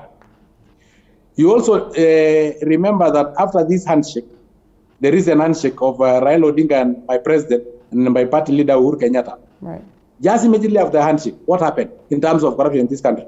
Kemsa Hayes mafia house, and COVID billionaires, of which you know who is mentioned in that COVID billionaire. Most of them are aligned to Raila Odinga. So we welcome him to our economic model, but not to the hustler movement, because he's a liability to this country, and we may not be able to carry that liability.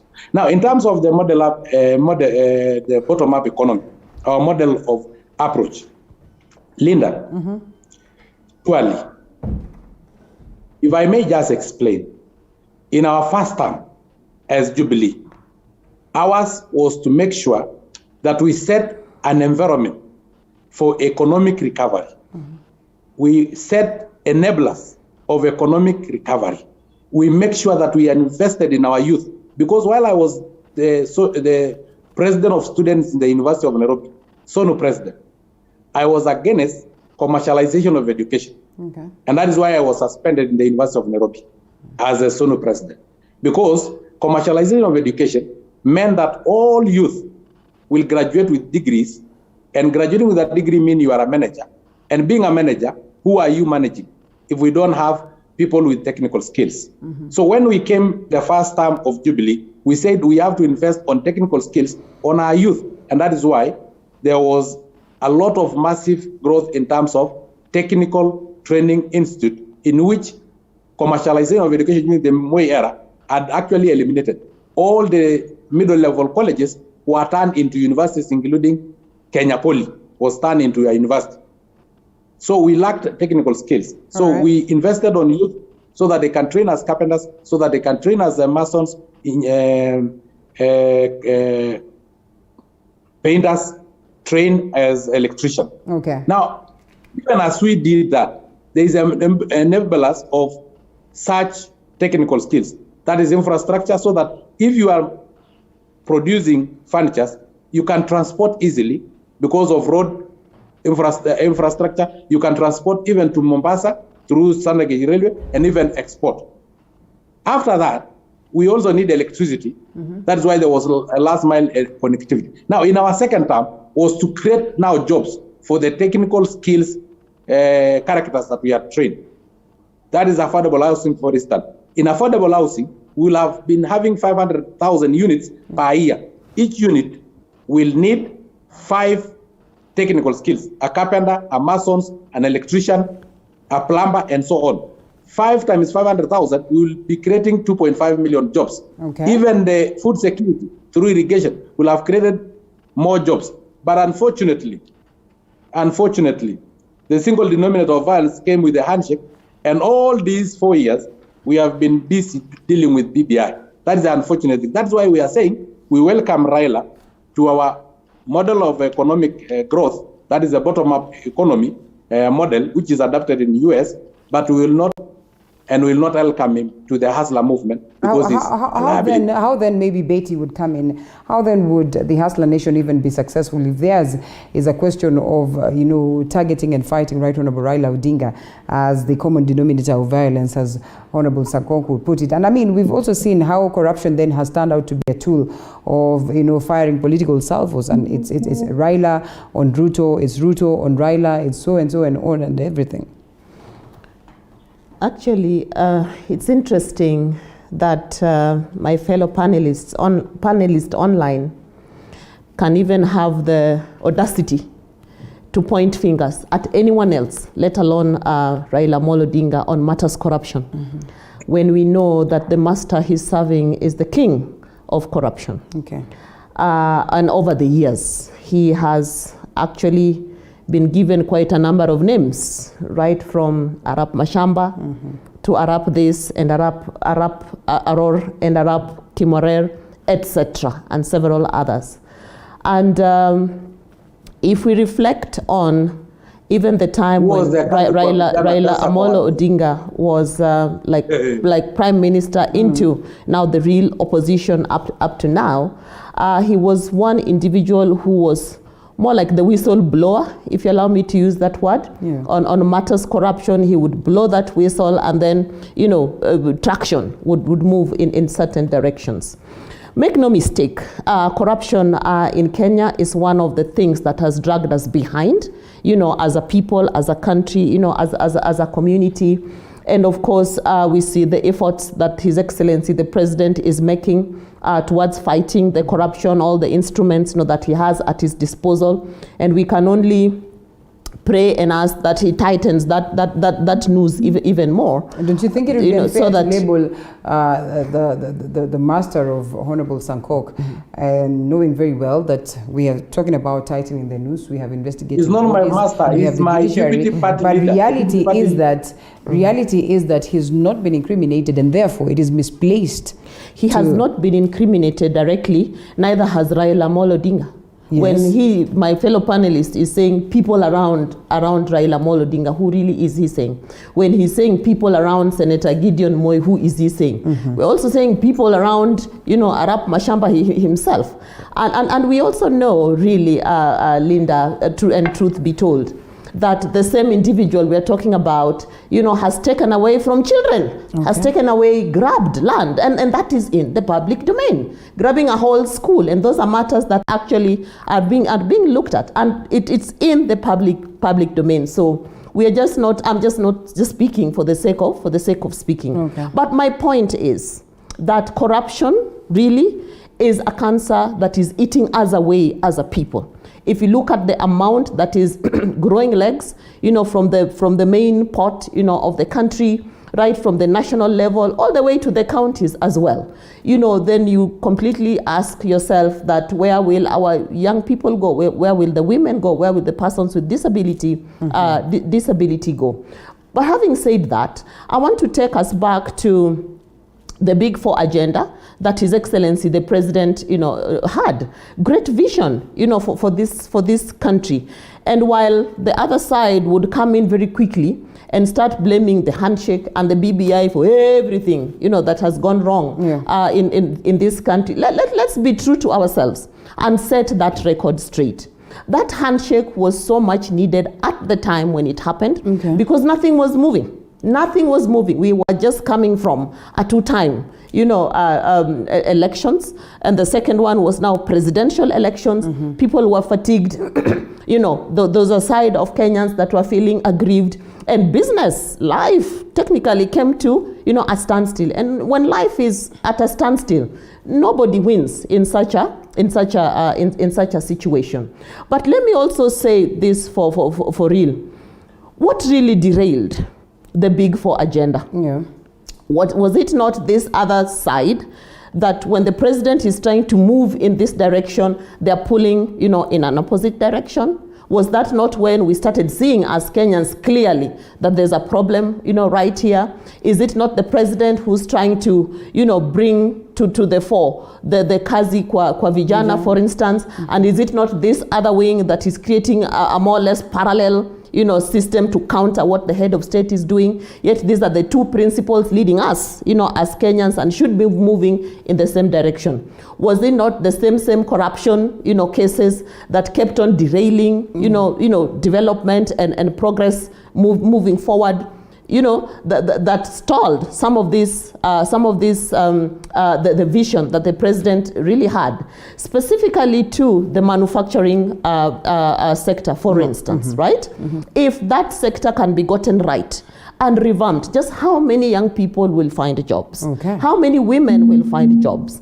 How cheaper will we be able to procure products that are made locally vis-a-vis those that are actually imported? So let's not politicize the issues that really matter to the women of Kenya, to the youth of Kenya, to the persons living with disability in Kenya, and let us just say it as it is and really, hold that bull by its neck. Honorable Sankok, you... well, the Deputy President says, or in celebrating the win in Kiambaa, says that, well, evidently that was a win for Jubilee, and, it was a clear indication that we still can hold an election and have the winner, take whatever it is that they're taking, and the loser conceding defeat, and they can all join hands and work together. And in that, he says, then there's probably no point of us going through this process of a referendum in the name of creating an ample, environment every time that we're headed for an election, after every 5 years. What do you make of this? And this at a point where, he's trying to just fire salvos and, shots, saying that maybe the likes of the proponents of the BBI should probably just give up on the aspect of the BBI.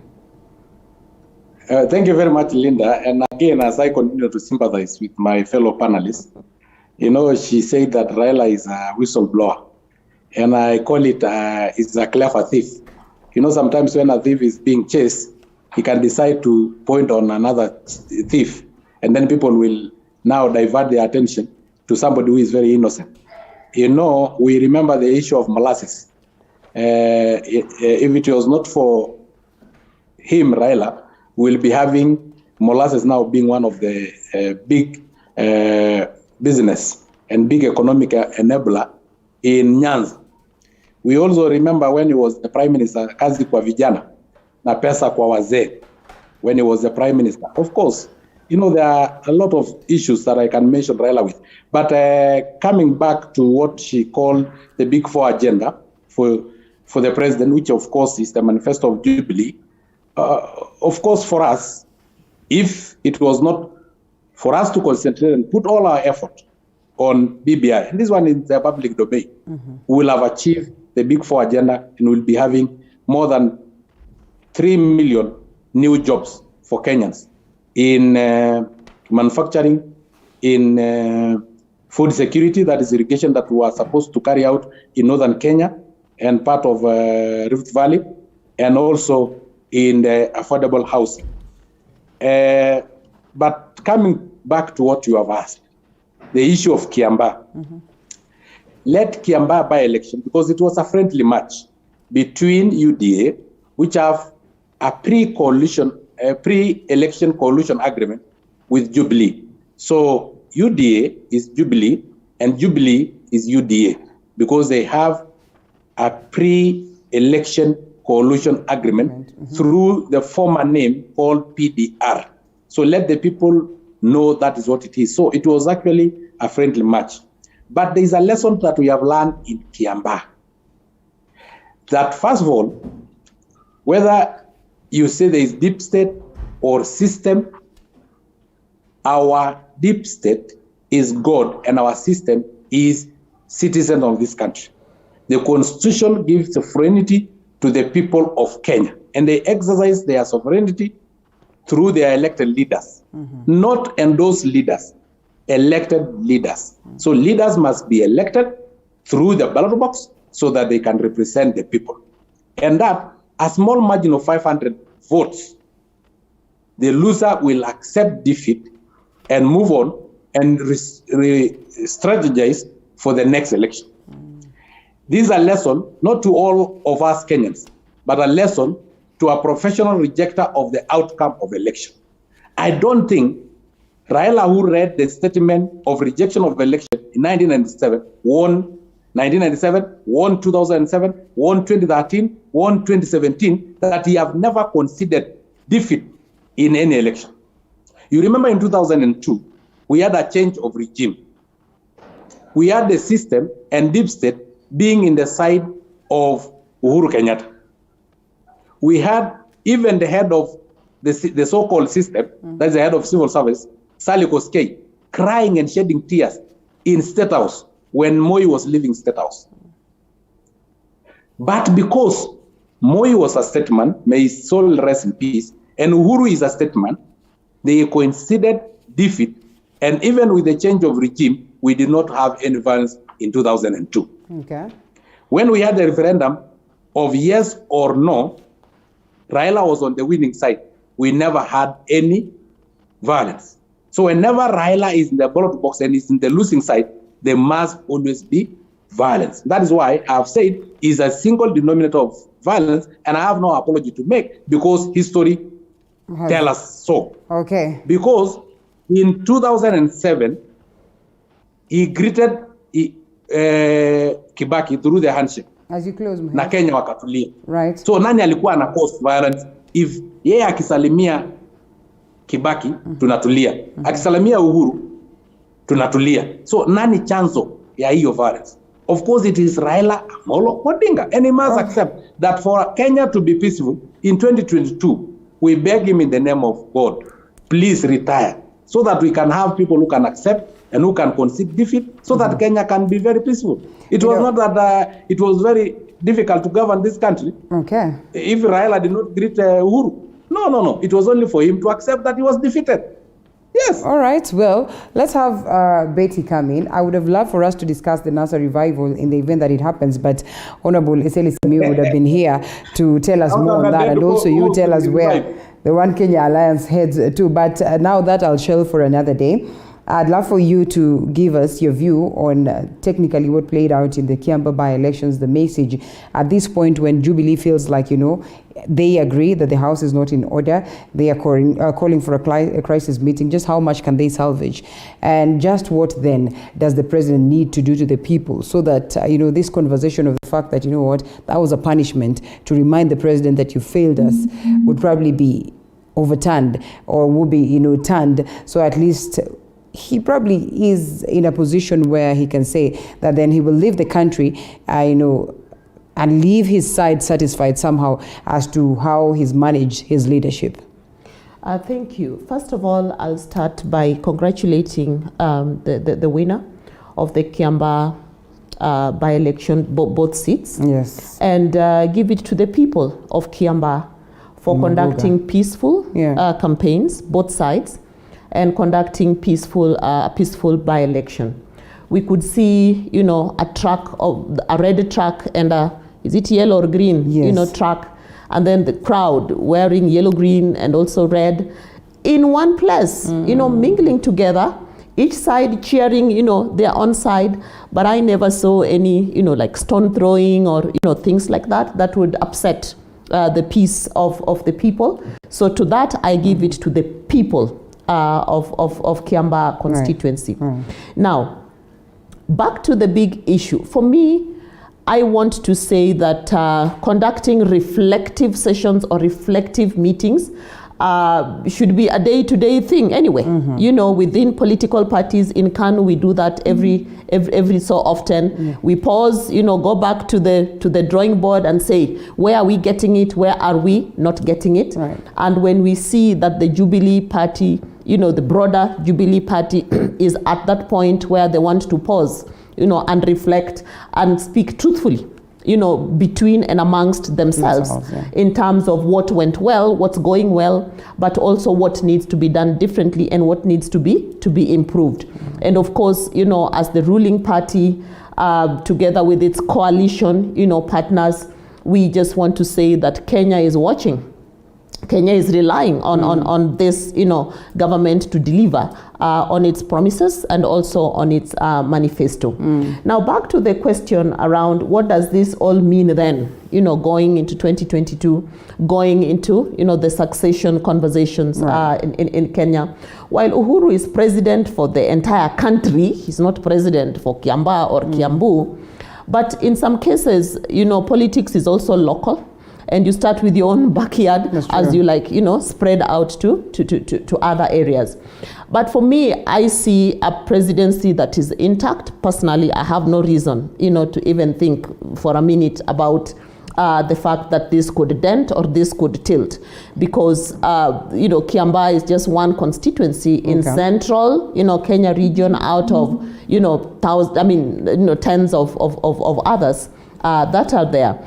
Secondly, we all know that by the constitutional rules, His Excellency the President is in his last, and final term, and we have to talk about. He has to also think about, then what happens. What next for Kenya? What next for him? What next for his legacy and all the things that he cared about. So I see a president who's reaching out to other people, to other political parties, to other like-minded national level leaders to have the same conversation in terms of what happens as we are going into 2022. Right. But make no mistake, it matters to him, who comes in, because he has a legacy also to protect. And he has his community, and he has Kenyans. Really, he wants to leave Kenya in one piece, not Kenya that is, in terms of pieces. Okay. So this is actually a space to watch.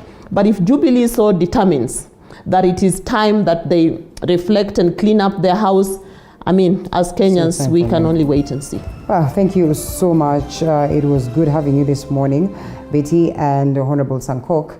Well, Betty Adera is the National Chair of Kanu Women Congress, and Honorable Sankok, nominated Member of Parliament. Asante sana for the great insights. We might not expound some more on what we had expected to. Mheshimiwa, we have to close because of time. 30 seconds. No. Okay. Linda, first of all, the peaceful campaign in Kiambaa have taught us a lot. We thank God that ODM was not there. They will have been throwing off stones, but we thank God that we congratulate the MP-elect and also congratulate the loser for conceding defeat. The important thing is conceding defeat. Lastly, Linda, there is that kamati ya tuungane tusiangamie, the committee of let us unite so that we don't perish. I think we wish them well. Let them try to unite. Let them try to revive NASA or One Kenya Alliance. We are ready for them. We'll tackle them head on because we have the citizens of this country. They understand what we are talking about. Okay. They accept our bottom-up economy. Thank you, Linda. Thank you so much, Mheshimiwa. We look forward to host you some other time as we look into that. We now cross over to a different conversation altogether. Dr. Kibe on standby. You will love that. So make sure that